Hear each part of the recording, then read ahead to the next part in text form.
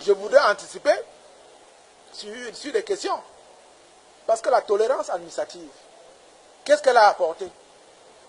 Au niveau de la santé, vous avez les centres de santé qui se créent n'importe comment, anarchiquement. Les écoles, comment on peut dire dans un État organisé qu'on va fermer 600 écoles clandestines?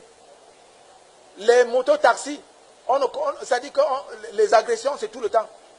Les bars sont à côté de nos établissements, de nos enfants. On a beau crier, on ne ferme pas. Donc il faut dénouer cette mafia. Il faut qu'on revienne à l'état de droit. Alors, moi je veux bien condamner les gens. Voilà, c'est pour ça que j'ai apporté le drapeau national, pour que certains se souviennent de ces couleurs et vraiment de ce qu'il signifie, et ainsi que les filles du chef de l'État. Et faites un peu le tour de nos édifices publics. En dehors de Yaoundé, peut-être Douala, même Douala. Vous allez voir que ce drapeau-là, parfois il flotte. L'étoile a déjà disparu. La couleur verte est déjà presque orange. Alors, si nous-mêmes, de l'administration, les cadres, nous entretenons une mauvaise image de nos emblèmes, combien de fois le vendeur, le type qui vend l'eau en route, combien de fois le sauveteur, pourquoi vous allez lui demander de respecter une plaque du ministère de l'Agriculture dans le département qui est vieille de 10 ans? Vous voyez à peine le vert ou jaune et les écritures ont disparu. Ça veut dire que nous-mêmes, on ne respecte pas.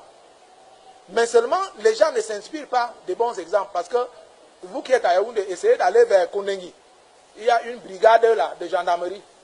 Chaque jour, le matin, ou bien le soir, quand ils ferment, ils ouvrent, on bloque la circulation, on rend les honneurs au drapeau. Voilà ce que les gens doivent faire. Mais tant que vous-même, vous ne respectez pas, c'est-à-dire que l'élite administrative, vous ne respectez pas ça, comment vous allez demander aux populations de le respecter? Et au niveau culturel, quand je le soulevais tout à l'heure, tous ceux qui ont fait Bamenda, ceux qui sont partis à Tiko, Manfé, Limbe, Boya, sincèrement, n'en voulez pas aux anglophones. Les gars sont propres. Les rues sont dégagées. Les vendeurs d'occasion ne sont pas... Regardez chez moi, Biémassi, là on a cassé, je croyais que la route était normale. Aujourd'hui on veut faire la route, on a déjà cassé toutes les boutiques, vous voyez comme si c'était un tsunami qui est passé. Parce que le désordre urbain est là à cause des francophones.